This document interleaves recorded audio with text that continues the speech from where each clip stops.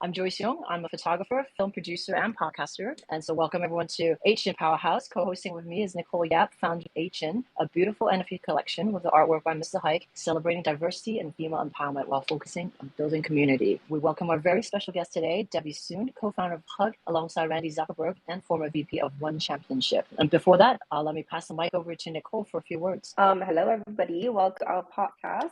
Yeah, it's the 8th episode, and it's amazing to have you here, Debbie. My name is Nicole. You can call me Asian Mom. I'm the founder of Asian NFT, an NFT project with a supply of 8,888 on the Ethereum network. Asian launched on December 2021, and we were top trending on OpenSea for 7 days. We had a volume of 10 million US dollars traded in ETH in 24 hours. Yeah, so on the side, I'm advising for 8consultant.io as an advisor to guide Web2 companies to join into the space and to jump onto the space, and also advising existing NFT projects as well that needs, any sort of guidance or help. I started Asian with the aim to create a global and inclusive community that would bring together individuals who share my vision for the Asian cultures. So my goal is to represent, to educate, to get more women in the space, to build a lasting presence, and to build a global brand for Asian. I'll pass the mic to Joyce, and I'm really excited to get to know more about Debbie and her journey. Yeah, really happy to have you here.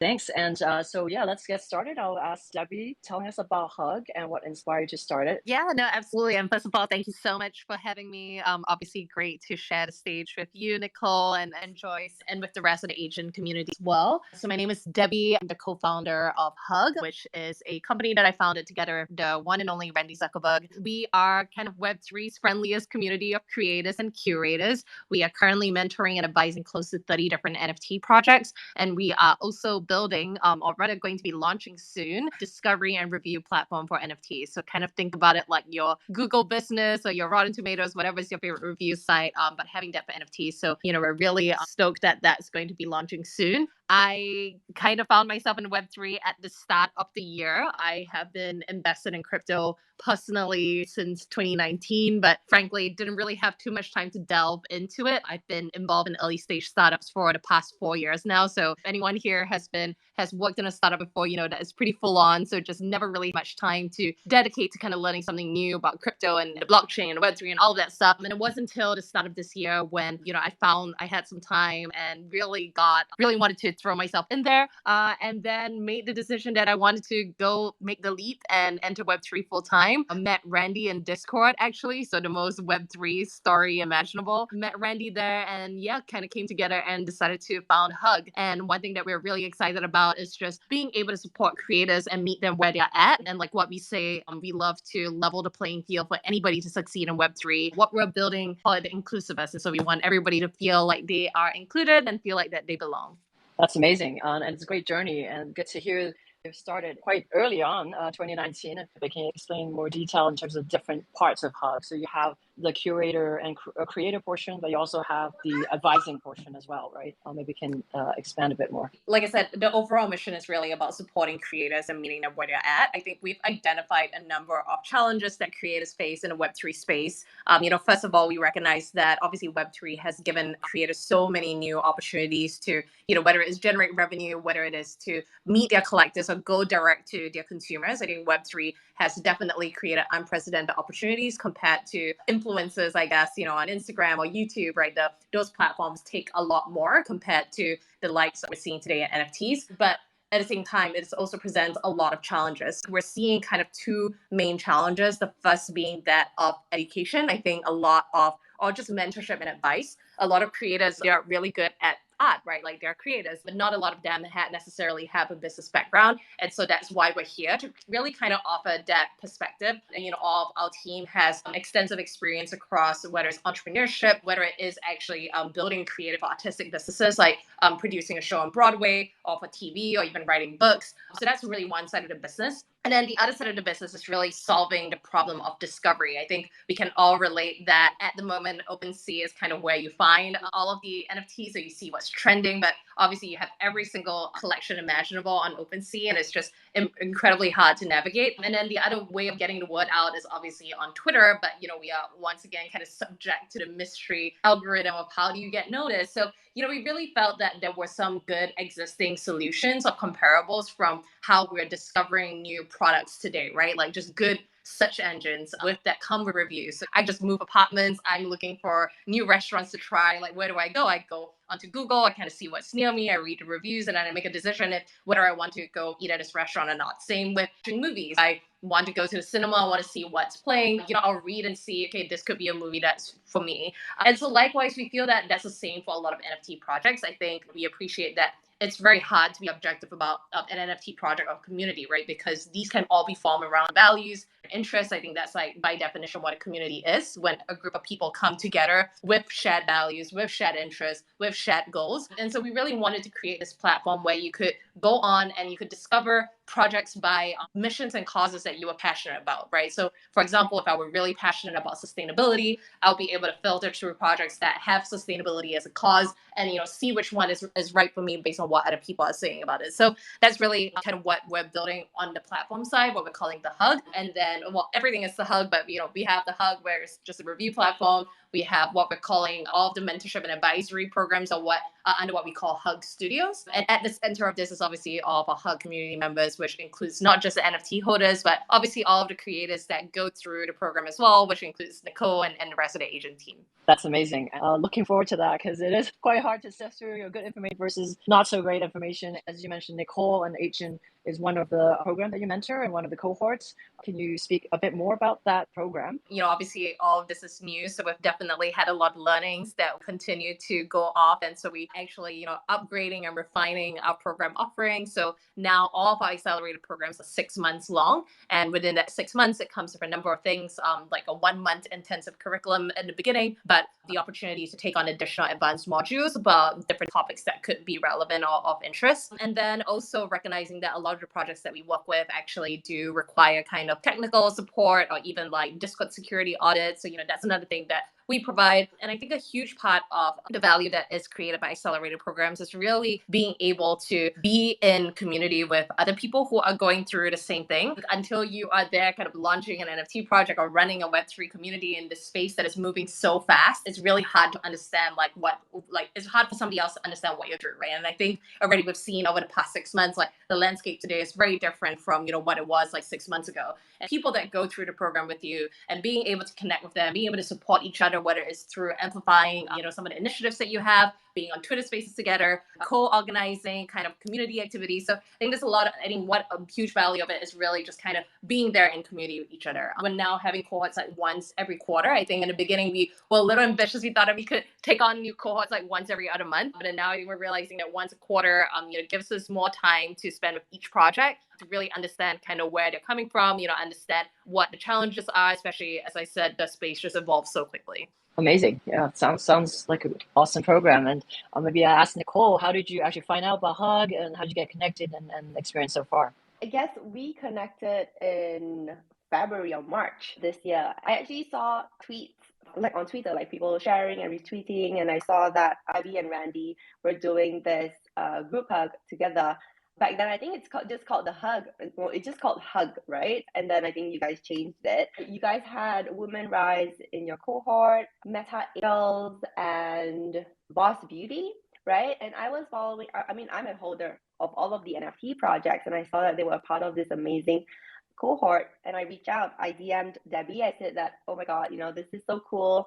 I wanted to be a part of it. And later on, we then connected, we jumped on a call. And then, the next thing I know, like we were in their cohort for like a second batch. And I really like the support that Randy and Debbie has given the whole NFT community. A lot of them, this bro culture is really strong, right? But if you go to Hug, you can see that there are a lot of women in the space. And I do think that they are curating a kind of like a safe space as well for upcoming creators looking to jump onto the space. And also, I just checked out the website, and the Group Hug website is actually really, really good. I love the colors and everything else. And I like how this acts kind of like a filter, because you go on OpenSea and you are so overwhelmed. You don't know where to start. I know that they have categories. It's not filtered properly. And at the same time, there are so many fake projects out there, just like for Asian collection as well. But before, when we were not verified, a lot of our members actually bought like a fake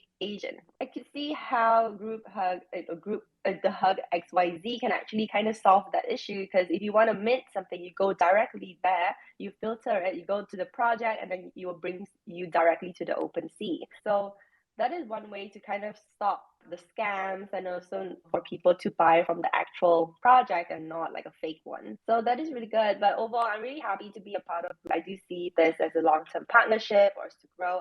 At the same time, a lot of people often treat all women projects as competitors, but we're not. We're not competitors. This space is so new that we need more women creators here, because there is not enough women projects for the world. Like yesterday I checked, there was only like 10,000 MetaMask wallet created, and the stats actually went up like 1,000%, because a couple of months ago we only had 800,000 MetaMask wallets. If you look at the amount of people that we have in the world, which is 8 billion, we are so far apart, right? Like for me, I feel that we should definitely gather together and kind of have like a stronger voice to push this Web3 space and to get more people on board into the NFT space, because I think this is such a wonderful place to be, and everyone here is so nice. And I always say this to my team, but I feel that like everyone in the NFT scene and the crypto scene right now, they are like the top tier of humankind. We are all like geniuses and really really smart people. So everyone that you have connected in the space, regardless project founders or even collectors, if you connect with them, they are all so amazing individuals. This is just a really amazing space to be. Debbie, you speak to the inclusivity as well. That's very important for Hug. So I think that definitely comes through. Going back, you mentioned you got into blockchain or crypto in 2019, but what got you into that? Yeah, no, I mean, I'll be very honest. I think back in 2019, I really had no idea what I was doing. It was just more of somebody said, hey, throw some money into crypto. I was going to throw in like a small amount of money and just kind of see what happens. And, I feel like kind of ran that all the way up, ran that all the way back down again. Like, I think one thing that I really learned from that experience was when I first got, I put in a few $100s or whatever into crypto at the time. And then when things started turning around and the value of my investment started coming down, I was just like, oh my gosh, like crypto is a scam. And I think a lot of that just came from obviously like the technology and not understanding what it can do. So I always say, now that we are in a bear market, it's actually the greatest opportunity to kind of just learn, right? To first of all, to bring in more people into the space. And second, to really bring in people into the space, not so much from, obviously there are investment opportunities, but bring in people not so much from an investment standpoint, but really getting people to understand what is the potential of this technology and what can it do, what can it enable in the future. And, we are definitely some years away from that. It is just such a great time for everyone to kind of learn together. And I would always say that what I regret, like back then, kind of riding that last bear market wasn't so much that, I had paper losses of that amount, but it was just more that I didn't actually bother at that time to really kind of, keep up with what NFTs were, right? Like, I missed like all of these years where all this amazing thing was happening. And so, when I found myself in a position to explore new opportunities at the start of the year, I was like, okay, I can't have this happen to me again. Really want to take my time to, first of all, understand the technology. Second of all, find the right communities to ingrain myself in, to meet other people, to really, make friends. I think first and foremost, it's just about being genuine and authentic and building real connections. And then after that, seeing what inspires me and, how I want to build and how I want to create and really kind of be part of a movement to, further Web3 along, to get more people on board, to, really kind of take the technology that we have today, but build an infrastructure around it so other people can be successful as well. It echoes with me as well in terms of like, I've kind of followed aside, and I do want to ask Debbie, actually, you have a couple of Asian NFT. How did you first hear about Asian, and how did you get into that? Yeah, no, I think I was very excited to see the Asian collection come together. I'm from Singapore originally, so I'm Singapore born and raised. I now live in LA, but I only moved here about 18 months ago. My family and my friends are still in Singapore. I really do think that representation matters. I think that's something that's very important, not just in Web3, like in everything. Like I think in media, like in movies and music, representation is something that is so important to really inspire the current as well as the next generation. And I think one thing that I really love about the Asian collection was that being Asian, there's a lot of different ethnicities. It's a very diverse group of people, even when you're just looking at Asian as a whole. And so, I think I really appreciated how diverse the collection was and how it showcased, many different cultures, many different skin tones. And that was just something that, I just felt, really proud to be a part of and to kind of see my culture being represented there. And I think it's so important to just be able to kind of point at that and be like, there is a place and a space for us in Web3. And so, yeah, even for me now, like, even though I live here in LA and I'm actually going back to Singapore in a couple of weeks, which I'm really excited about. A lot of this for me is really about how can I fly, my country's high, right? Like how can I do Singapore proud? Like Singapore has given me so many opportunities, has, given me my entire education. It's like an incredible place to live. How can I really take what's given me to kind of really inspire the rest of, everyone that's back home? So true, yeah, in terms of like all of it and representation. But I do want to go back, your background. I mean, just kind of taking a step back, and I know you VP as one championship, and you did different careers in between. So maybe we can talk a little bit about each step of the way, how you made it successful. Yeah, it's funny because I'm always a firm believer that everything happens for a reason and that you may not know it at the time. But at every point in my life, I think when I look back, I'm like, oh, that's the reason why things happen in a certain way. But yeah, I actually got my career started off investor. So I was an investor for 7 years and I was primarily focused on the consumer sector and the consumer industry. So my portfolio companies were all of the big Fortune 500 consumer companies like Nike, Tiffany, even freaking, I don't know, what was it, Yum Food. So that's like KFC, Taco Bell. So, everything from restaurants, luxury to retail to automotive. So kind of spent 7 years doing that. In the middle of that, kind of realized that finance or investment wasn't really my thing. So got inspired to found my first startup, which I did when I was 24, 25. And that was a boutique indoor cycling studio. So it was kind of like Soul Cycle, but it was the first indoor cycling studio in Singapore and in Southeast Asia, actually, at the time. And so kind of ran that as a little bit of a side hustle while still having my finance job. Eventually exited that business, continued in finance for another few years. I guess at the end of those 7 years, decided that, I wanted to return to the world of startups again. I've always considered myself entrepreneurial. Found myself in this company called One Championship. So maybe not as well known outside of Asia, but essentially it's Asia's version of the UFC. So we have like MMA events. So I worked in live sports, had conversations with athletes. At One, I ended up became the startup within a startup. So every time our CEO had some kind of new initiative, I was the one who would kind of make it happen, from nothing. So help One set up its Japan business. So like kind of did that from scratch. Like there wasn't anybody that worked on Japan. Through our first couple of events in Tokyo, also started an esports business for One Championship, kind of helped them go from martial arts into gaming and esports. And then I think last but not least, what I was working on was starting a whole merchandise business. So like got our consumer product, basically head of the consumer products division, started a whole Shopify store, new product, new design, logistics, all that kind of stuff. And I think when I look back at all of these different startup ventures, whether it was on my own or whether it was kind of in like a slightly larger company, is that I realized that I picked up a whole bunch of different skills along the way. First of all, with my cycling studio, realizing now that I had actually kind of built a community there, and I didn't even realize that it was a community. It was just more of, hey, we just have this cool spot that we wanted people to come exercise and have fun while doing it. And I think what I realized then is that actually a lot of friends that I've made from back then, 2014, 2015, they are my closest friends today, right? Like they, we still talk like, every week. And yeah, like some of them would be people that I worked with. Some of them would be people who just came to take my cycling classes. I was a spin instructor. So I think that's what I kind of realized from that. Obviously, like I've never considered myself much of a gamer, but then, setting up an esports business, really seeing as well, like the power of like subcultures or like countercultures and how powerful that is. And, recognizing that even if I may not fully understand it, just knowing not to write it off. And I think like a lot of the times in Web3, a lot of big companies kind of come in and they see these things and it's very easy to be, I don't understand it. So, it's not going to be something worth taking notice of, but that's definitely something that I kind of realized from, working on gaming and esports. Another reason why I just also got really,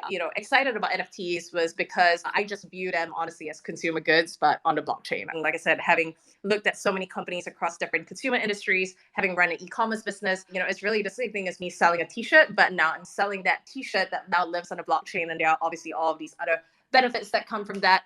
So it's just been really interesting kind of seeing how all my various experiences kind of come together. And I think it's also helped me to realize that a lot of the times, at least in myself, I never built a cycling studio before I did it. I never launched an e-commerce business before until I did it. And so one of the things that I like to say is that nobody really knows what they're doing until they've done it. And I think especially in this environment where Web3 is so new and it is so constantly evolving, to come on and say, oh, I'm an expert, I've been following this space for X number of years. Like a lot of that just doesn't really carry much weight just because of how quickly the space is evolving and how many new innovators there are going to be. So I think, one really important skill being so early and building in Web3 at this stage is just being able to, first of all, be very adaptable and also being very receptive to everything that you're seeing in the market, and also being very humble to know that you don't have all of the answers, and, just try and figure it out along the way with everybody else.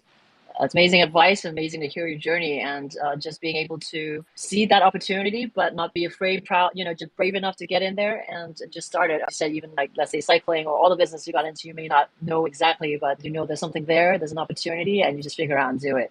Nicole, I mean, you before NFT, you started a bubble tea chain, along the same vein, you've really kind of embraced things that you're interested in, you find has potential, just get in there. Maybe you can kind of talk about your experience as well. Yeah, well, don't you think that this space is just so amazing? It's like we are all here together in this room, but every one of us, we have different backgrounds. We have like different stories to tell, but then we have one thing in common is that we are all like here for the space, for the Web3 space. Going back to my journey, before NFTs, I actually opened bubble tea stores. So after uni, I went to school in Melbourne, then I came back to Malaysia. Then I saw that there's this bubble tea trend craze going all around the world, and the place that I was in, Malaysia, we didn't really have much bubble tea stores, so that is where I bought a franchise, and later on we expanded to 13 outlets in Malaysia, and then we opened one in Melbourne as well. So that happened, but then unfortunately the pandemic happened, and then later on all of the business was affected. It's still here, it's still running. Then later on we had to go through this lockdown and we were home, and then that's where I found out about NFTs, and later on, I decided to start my own NFT project, Asian, when I saw that there was this gender gap, and also there wasn't any NFT that was representing the Asian cultures and women in the space. I myself, as an Asian woman, I wanted to kind of represent myself into the NFT space. So that is how Asian was born. And yeah, here we are today. It has been 7 months, this crazy journey, and honestly it feels like it has been years. I was kind of planning like, what we should do on our first anniversary, right? And I'm just looking back because I was compiling all the milestones that we have achieved, partnerships, and I was putting it on the PDF, and we have like 15 pages. It's insane. So I was like, okay, I need to cut it short, and we're only halfway there, right? Because it's only 7 months in, like a little more than halfway. So really excited to see how we could like where we will be at when we are at our first year anniversary. So this space is just so amazing, and every day I get to learn new things, to connect with really amazing people, and I think that is that is what keeps us going in the space. Like even during the bear market, we are still here. We are still really excited to build. Like every day I wake up, I'm so motivated to do like work for Asian, right? To build this space. I'm pretty sure, Debbie, you can kind of relate to that as well. But I want to know, like, how do you balance your time? Do you even take days off? And what are some of your advice that you would give to NFT founders or people in the space? Like, how do we find that balance?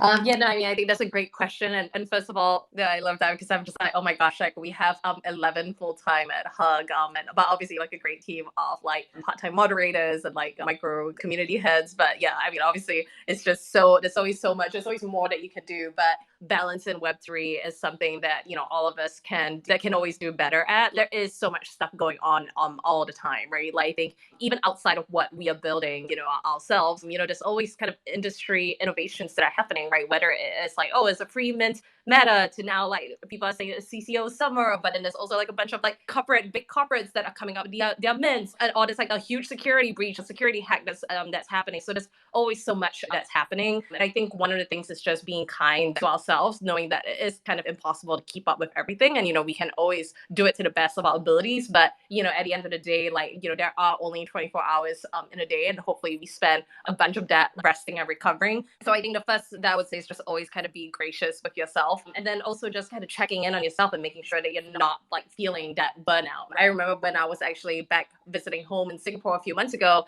and I was like really jet lagged, so it wasn't like I wasn't sleeping, mostly because of the jet lag, but then I would wake up and it'd be like 5-6 a.m. and I realized, the US is still awake, so might as well just stop working, and ended up pretty much like working around the clock and trying to mix that in with like seeing friends, seeing family. So ended up being a lot, and I realized for the first time since I started this, my Web3 journey, that it got to the point where I just wasn't having fun anymore for those couple of weeks. And I think it's really important to kind of listen to yourself and really see like, hey, are you genuinely feeling okay? And at the end of the day, if you're not having fun, if you're not learning, like there's no point in like kind of pushing yourself to beyond your limits. Something that, that I definitely still continue to practice. I think having routines that are outside of Web3 are so useful. Like for me, I love to, go to the gym at least like 4 times a week. Yeah, like I get that not everybody has that luxury. And, I'm not a parent, so I also don't know how like you do it, Nicole, or like all of the parents of Web3. I always feel like that is so much more responsibility than I could handle on top of having to build a business. I have a dog and it feels like enough responsibility. So I definitely take my hats off to all of the parents out there. Same as yourself. I feel that I look at all these other women in the space and I'm like, oh my God, I don't know how you guys do it. And that is what people say about me as well. But I guess like for us, we just get it done. A lot of the times we just if I really want something, I'll just find a way to just get it done. It's just like how I was late. Like dropping off my kid to school, and I was like, oh my God, I wouldn't, I don't think I can make it in the space. And I just kind of manifested. I was like, okay, I'm just gonna get it done, right? I'm just gonna find a way, and even if I can't, I'm just gonna do it in the car or something. Once we have passion to do something that we love, we will just kind of figure it out. This is why I feel that at the end of the day, we will definitely need to take care of ourselves because the space don't sleep and there's so many things happening every day, as you said. I mean, I realized that for me to lead a team and to kind of build a company, I'll definitely need to make sure that I'm in right and healthy mindset, or else then I will kind of give that stress and anxiety to the team, and that wouldn't work well, So of course that has happened a couple of times. I have been burned out a lot of the times, and a few times I even kind of like just shut off like from my phone for like the entire day. I just told my team, I was like, okay, I'm gonna go off for like 24 hours, I'll be back, And then when I came back, I realized that everything is still there. It's fine. It's like if you don't work for like, even if you take a break for like 24 hours, your company will still be there, your team will still be there. And thank goodness you have a team, so that even if you're not like, even if you're off screen, things can still run. I mean, that is one advice that I will give like, startup companies or entrepreneurs, is that to definitely take a break, to take things slow, and yeah, just basically take a break, and for you to kind of have a healthy mindset to think of the direction that you want to go, right? So I think at the end of the day, we need to take care of ourselves in this space. What I want to ask both of you, what is your reset rituals, if there's any? I guess like for me, it's just spending time with my kids. I feel that they give me so much energy, and sometimes whenever I'm sad or like, I'm stressed about something, I just spend time with them. It can't just be like building Legos or like, just watching like Coco Melon. And I think I do enjoy all these little moments, because for me, I do have that mom guilt, is that sometimes I work too much and then I just feel bad that like, oh, I can't spend time with them to go to like the park or something. So that is kind of like my reset time, and I really do enjoy spending time with my kids. Oh, I love that. And I have 2 young nephews back in Singapore, so I'm very familiar with the baby shark. but yeah, I think for me, it really is trying to get outside, especially on weekends. I try to work as little as possible on weekends. So I make sure that I kind of like give it my all during the week, but make sure that like over the weekends, I have that time to myself. I love watching sports. So I love it when there's like, then a lot of sports games kind of happen on weekends as well. So that's like a really good way for me to unwind. And yeah, like I said, I just love being outside and in nature. And obviously LA is like a great place for that.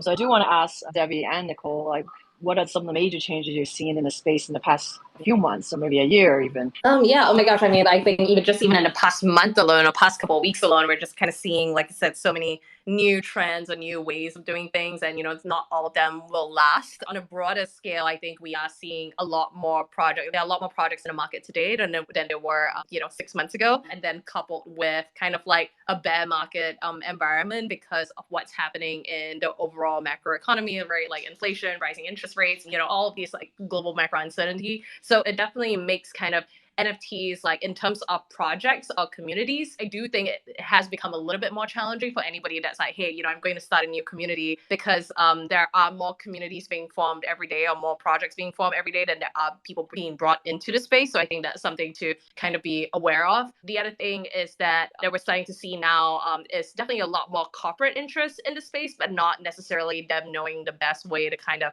handle or navigate that environment. So there's kind of pros and cons in that. I think we are starting to see is getting into the headlines, where it is going to prompt more mainstream adoption when people see that, oh, Tiffany has like an NFT, which is also a pendant of like some weird pixelated crypto, right? Like, but it gets people talking about it, and it starts drawing more eyeballs and attention into the space, which ultimately is what we all need, right? Like, we're all here because we are all trying to get towards mainstream adoption. So I think there will be a lot of mistakes made along the way by corporates, but they can afford to make those mistakes. They have very healthy balance sheets. I do think it is positive in that it just gets more eyeballs and attention into Web3 and NFTs. And like I said, it really is more about like NFTs at the end of the day is a technology. Actually, I didn't come up with this, but I think I was watching one of Amber's like interviews, and in the beginning we used to say that, I'm listening to MP3s on like an MP3 player. MP3 was kind of like the new format in which in the way that we were listening to music, as opposed to turning on the radio or like or putting on a CD player. But right now, like, we don't ever say that, I'm listening to an MP3. We're just like, I'm listening to music. So I think the same thing will happen with NFTs, right? Like, your tickets are going to become NFTs, like medical records could become an NFT.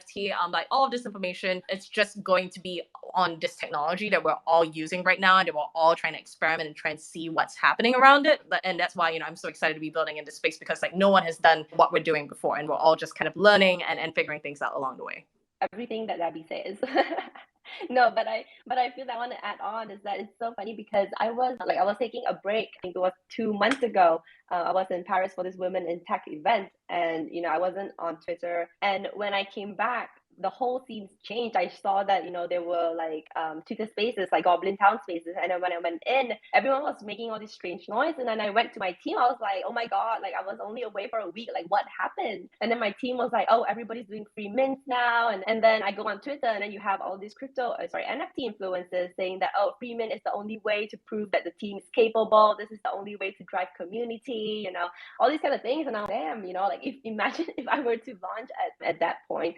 It's going to be so challenging because the space have moved so fast. So I do second that on whatever Debbie has said. And I feel that this space really do move so fast. It's like, imagine I was just away for a week and I came back and everything has changed. It's just like how back then when the staking period came out, like this whole everyone was doing staking. I remember a few of my members they even came up to me on an AMA saying that if you guys don't do staking, you guys will be left out. And thank goodness I didn't listen to him, because like the next month everyone was doing staking, and then it just didn't work out. And later on the metaverse trend came in, and everybody said that, oh, your players need to be metaverse ready, you need to be in a 3D character, or else like nobody's gonna buy it because everybody wants a metaverse avatar. And I was like, oh, because we are a 2D PFP, and it's gonna be impossible for me to just like produce like a 3D metaverse characters in like a month, right? That wouldn't be possible. So then later on, like a month later, that trend failed as well. I feel that we shouldn't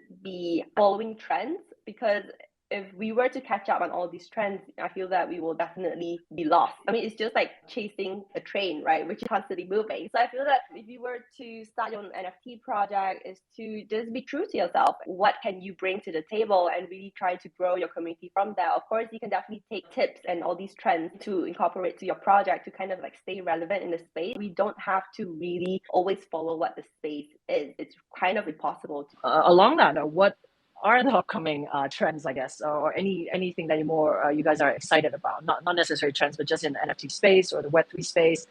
I mean, I think we're already seeing this, but I guess, I'm really interested to see how token-gated experiences or access continues to evolve. Like our Hug platform, for example, is token-gated, where, it's really just a login, but it's in the form of an NFT instead. But I think it'll be really interesting to see how that kind of evolves and expands into other business models, whether we're talking about like events or like ticketed experiences, but in the form of NFT on like merchandise stores, which we're already starting to see. And yeah, I think just the different ways that people can really use NFTs as a means to solve the problem, as opposed to just being an NFT for the sake of being an NFT. And I guess, unfortunately, I would still say that the space is very speculation and hype driven. So some of the kind of nuances around like, doing a free mint, which, I think maybe could be starting to die down a little bit, could be really hot for like a certain period of time, but it may not necessarily have longevity. So, I think like echoing what Nicole said, that it can be really easy to jump on the bandwagon and to see like, oh, this is what's doing really well for right now. But I think it is really important to kind of figure out exactly as a project or as a business, what it is you're looking to strive towards, and like why NFTs are the solution. Like,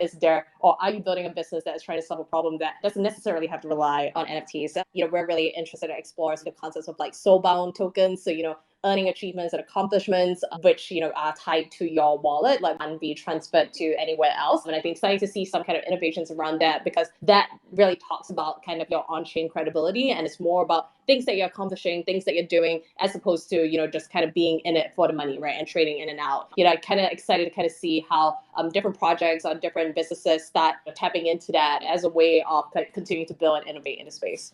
Yeah, I would say that the token gated one is really cool. But I would say that there is actually a lot of new tools that a lot of these companies are actually building. Because when I was in NFT NYC, I connected with all these like builders in the space, all these tech people, and they're actually telling me all these really wonderful things that they can kind of tie it up to NFTs, including like token gating and stuff like that. But everything is just a concept. But of course, they are building it. So I'm really excited to see what the future holds. And for us as project founders with communities and with artworks and NFTs, I feel that we should always be open to adapt to new tools and technology. It's just like how if we have this token gated tool, we can actually integrate it with our NFTs, and we can kind of reward kind of like a token gated system for our members, not just to go to concerts or merch and things like that, but even for like future things as well, even tied to maybe retail partners to have like this button in their website, right? And if you have our NFTs, if you own an Asian NFT, if you go to the website, you'll be able to get like discounts or perks, or even have it in like a Google Chrome kind of like an extension tab, where